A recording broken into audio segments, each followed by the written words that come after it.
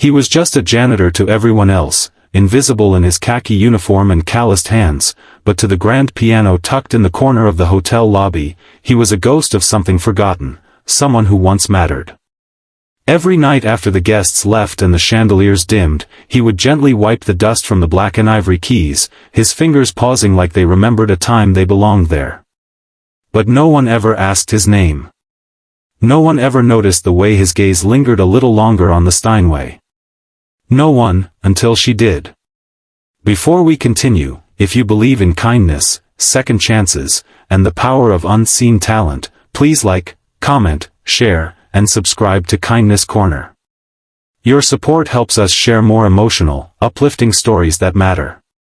Her name was Veronica Langford, a sharp, stunning CEO of a luxury hotel chain, known as much for her elegance as for her biting tongue.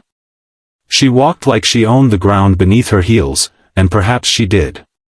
One late evening, during an inspection visit to the hotel, she caught the janitor softly humming near the piano. She raised an eyebrow as if amused. "Do you even know what that is?" she asked, gesturing to the piano. Her voice was laced with mockery. The janitor, David, nodded gently without looking up. "Chopin's Nocturne in E-flat major," he replied, his voice calm and steady, though his heart thudded against years of shame and silence. Veronica laughed, a cruel, hollow sound. "If you can actually play Chopin," she smirked, "I'll marry you."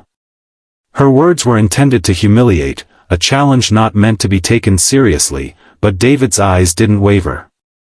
She turned and walked away before he could respond, not realizing that her arrogant joke had just unlocked a door that had remained sealed for decades.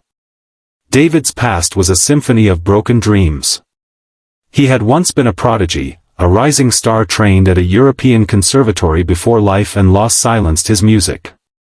A car crash had stolen his mother, his scholarship, and the only piano he'd ever owned. Homelessness followed. He cleaned toilets to survive, not because he lacked talent, but because the world had no patience for grief or broken wings. His only solace was the stolen minutes he spent brushing his fingers along the keys, pretending he still belonged in the world of melody and meaning. That night, something shifted. David couldn't sleep. Her words rang in his ears like a cruel dare, but beneath the sarcasm was an opportunity, a crack of light in a wall of darkness. For days, he practiced in secret, coming in early and staying late, making sure no one saw. His fingers stumbled at first, stiff from years of disuse, but slowly the music returned. It was not just notes, it was memory, it was hope, it was everything he had buried beneath the janitor's uniform. A week later, Veronica returned to the hotel for a formal fundraiser. The lobby was filled with guests in glittering gowns and crisp tuxedos. A jazz trio was scheduled to play, but due to a last-minute cancellation, the piano stood quietly, waiting. David saw his chance. He removed his gloves, his apron, and slowly walked to the bench. The room fell into a hush as he sat down. Most guests thought he was just moving the piano, maybe cleaning it. But when he placed his fingers on the keys and began to play, something incredible happened. The haunting, elegant notes of Chopin filled the lobby like a forgotten prayer. Conversations stopped. Glasses froze mid-air.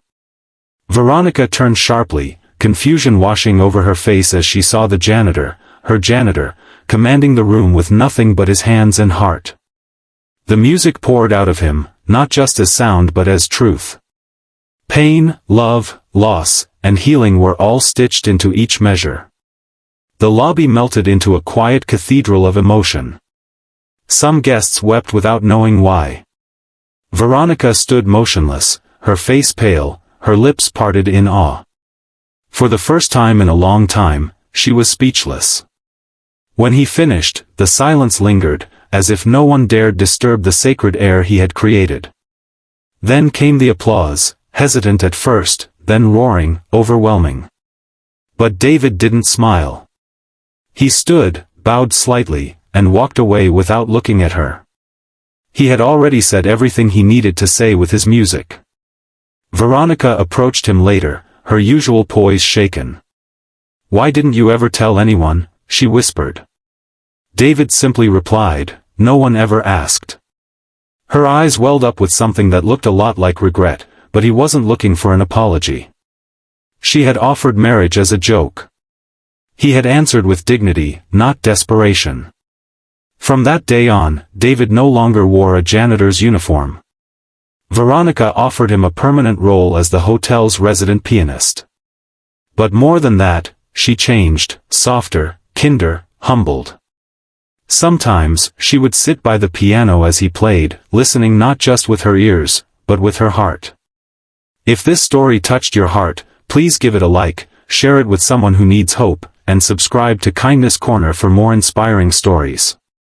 Every view, comment, and share helps us spread kindness where it's needed most. Speech balloon before you go, please leave a comment. What would you have done if you were in David's shoes? We'd love to hear your thoughts and stories.